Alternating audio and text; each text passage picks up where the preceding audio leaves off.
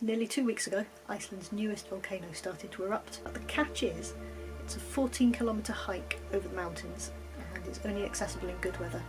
So I'm hiring a car, I'm taking my little yellow tent, and I'm hoping that I get a weather window in the next week to go and see this volcano.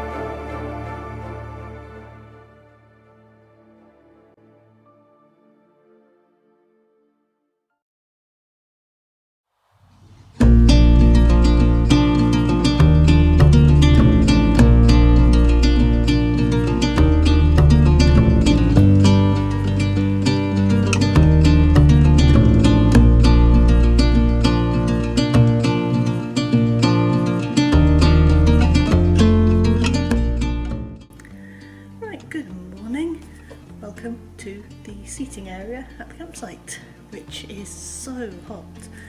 The camera lens keeps steaming up. So this is the settlement centre at Lumix,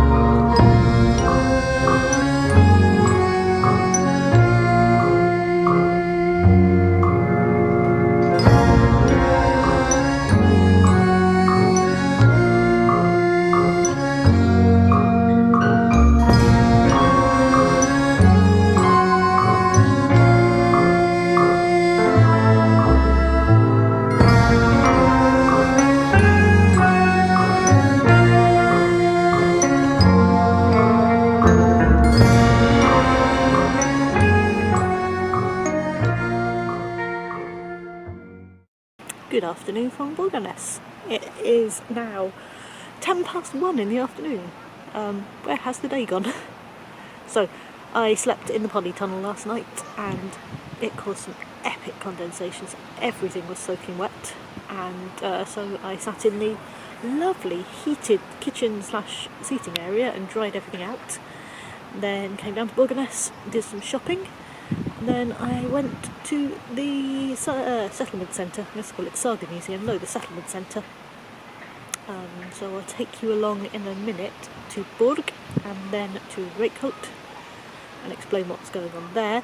And then I came to the swimming pool, which is one of my favourite places in Borgarnes. But unfortunately, at the moment, the pool itself was closed because I think it's having a new liner. So I sat in a hot tub for an hour, but I think it's time to get on with the day now.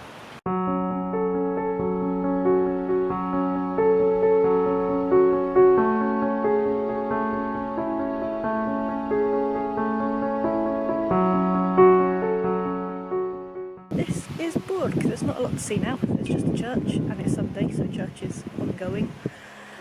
This is where Egil of Egil Saga, which you will have seen by now at the settlement centre, this is where he lived.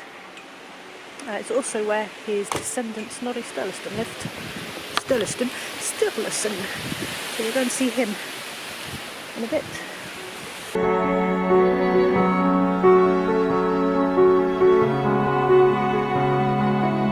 This is Reykholt.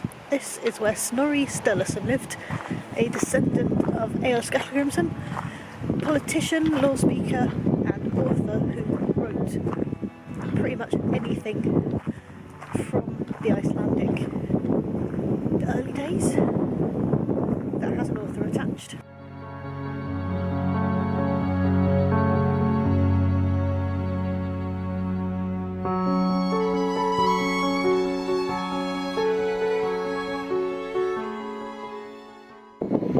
This is Snorri. This is the pool that used to belong to Snorri. Well, it's partly an archaeological dig, it's partly a reconstruction. Yeah, Snorri had his own private pool, and he would sit there and chat to his friends in the pool. And then he has his own private tunnel to take him back up to the house, because who wants to be running around when it's cold and you're all wet and naked? And it's August, it's a beautiful day today, and it's freezing because there's really strong winds. This is about as warm as Iceland gets, and I would not want to be running around wet and naked.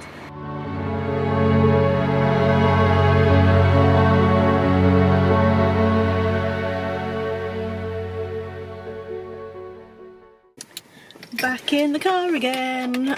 The weather has improved, so I think I'm going to camp at Þingvellir tonight. And that means the quickest and easiest way of getting there is over a gravel road over the mountains, which is not a lot of fun, but you know, it's the scenic route, and the weather is nice today.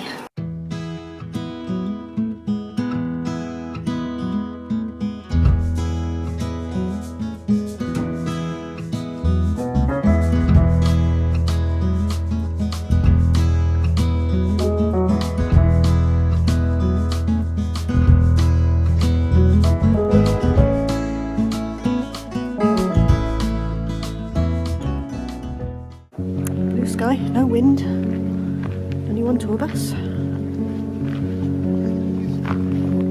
Let's go and do Þingvellir properly. No socks today.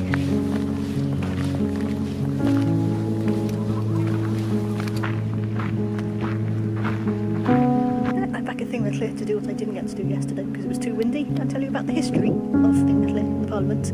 So this is the Law Rock. This is where the law speaker of the day would stand on the hill and proclaim the law, and I think it took several days to do.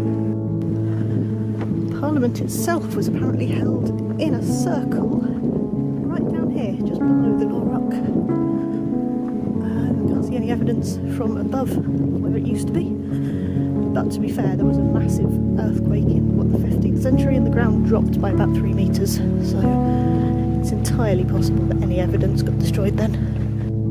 Þingvellir is interesting geographically as well as politically. These cliffs, not just any old cliffs, these are the edge of the North American tectonic plate. And the Eurasian plate is somewhere about 3 kilometres in that direction, and this in the middle is a rift valley where magma has just come up to fill in the gap, because you can't just have a gap.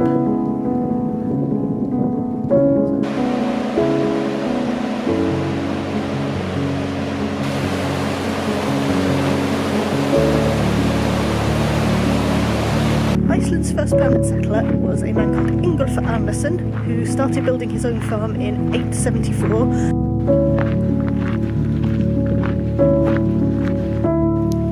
In this river, the River Uxura, the Vikings diverted it over this cliff so that it better supplied Parliament with water.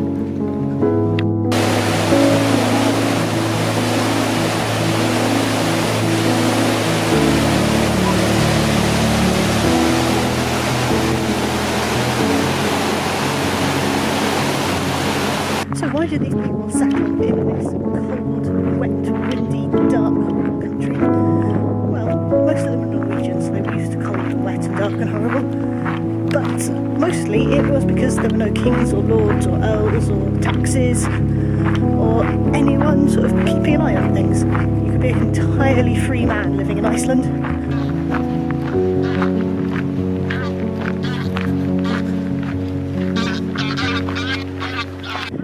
So, first Icelander, 874. By 930, they had established the first parliament here. So it was 56 years from "Isn't freedom the greatest?" to "Actually, we need some oversight."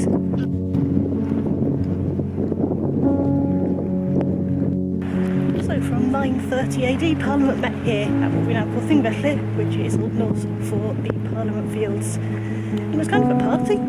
It happened every July, it lasted 2 weeks. Every chieftain in the country came, they brought their household, there was at least as much partying as there was law keeping, and a fine time was had by all. Iceland at first did not do executions. If you did a really bad crime like a murder, you'd be exiled, and that meant you either had to get out of Iceland or you had to hide from society for 20 years. But they didn't really do executions. That didn't come along until the Danish. Would have been a bit like the Glastonbury of its day.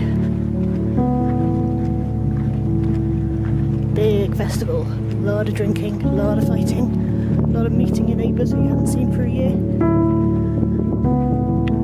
And so to the modern day. Þingvellir is very important to Icelanders because obviously it's like the heart of their country. But practically it is overrun with tourists all day, every day. These are all more modern. This was the summer residence of the president. Don't think they reside there anymore though. And the entire Rift Valley is now a national park. Which is probably what brought the tourists here. I have to say, of the three major sites on the Golden Circle, this is the one that people just get the least. It's not as obviously interesting as the geysers or as the giant waterfall, but oh, I love this place. Hello goosies and goslings, didn't mean to disturb you. Just going back to my car, look at the very cute gosling there. Hello, yep, I'm going. Okay, fine, one more thing. See that mountain over there, sort of on the right, with the cloud of steam on it? That is Egil, and that cloud of steam is a geothermal power station.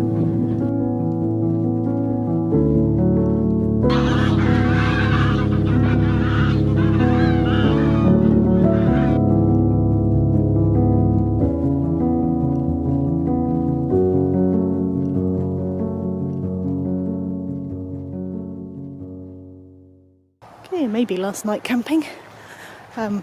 This is Selfoss. I've got my sticker, but guess who's camped here before?